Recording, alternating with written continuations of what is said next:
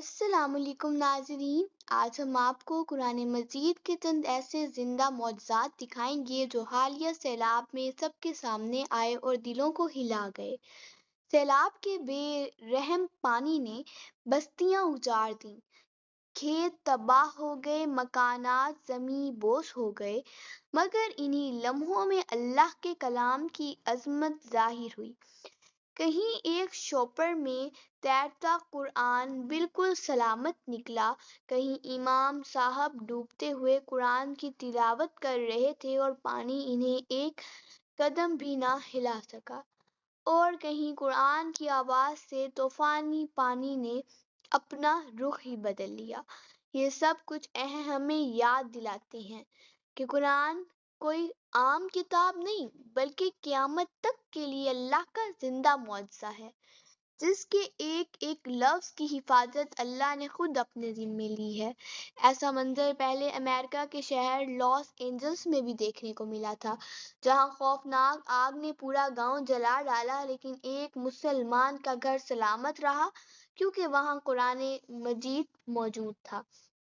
اور اب حالیہ سیلاب میں بھی یہی حقیقت دنیا کے سامنے آئی۔ بھارت کے بڑے ڈیم ٹوٹ گئے، پانی پہاڑی ریلے کی طرح بہہ گیا، بستیاں اجڑ گئیں اور یہ سیلاب پاکستان تک آ گیا۔ گاؤں کے گاؤں صفحہ ہستی سے مٹ گئے، مگر ان بربادیوں کے بیچ اللہ کی قدرت کے ایسے نشانات دیکھنے کو ملے جو ایمان کو تازہ کر گئے۔ ایک ویڈیو میں دیکھا گیا کہ پنجاب میں امام صاحب ڈوبتے ہوئے قرآن کی تلاوت کرنے لگے۔ پانی کا زور اتنا تھا کہ بڑے بڑے مکان بہہ گئے، مگر امام صاحب قرآن کے ساتھ کھڑے رہے اور پانی انہیں نہ ہلا سکا۔ اسی طرح ایک اور ویڈیو میں ایک شخص ہاتھ میں قرآن اٹھائے سیلاب کے سامنے کھڑا ہوا اور پانی اس کے بجائے دوسری طرف مڑ گیا۔ ہزاروں جانیں بچ گئیں اور لوگ بے ساختہ پکار اٹھے کہ یہ واقعی قرآن کا زندہ معجزہ ہے۔ تاریخ بھی اس کی گواہی دیتی ہے۔ حضرت عمر کے زمانے میں دریائے نیل ہر سال انسانی قربانی کے بغیر نہیں بہتا تھا۔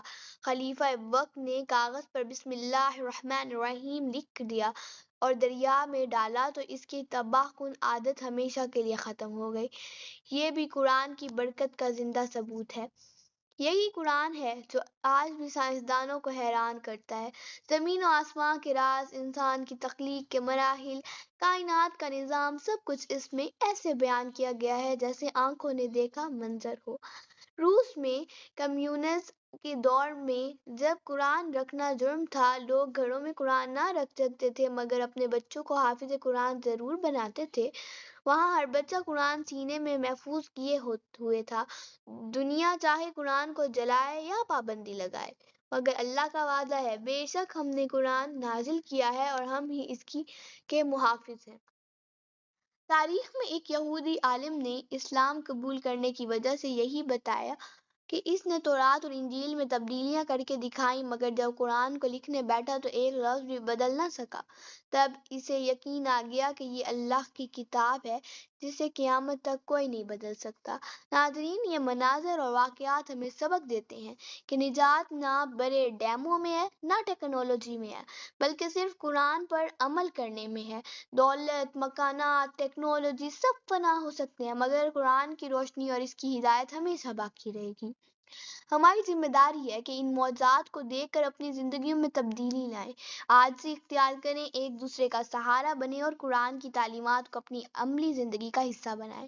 یہی اصل ایمان ہے اور یہی دنیا اور آخرت کی کامیابی ہے۔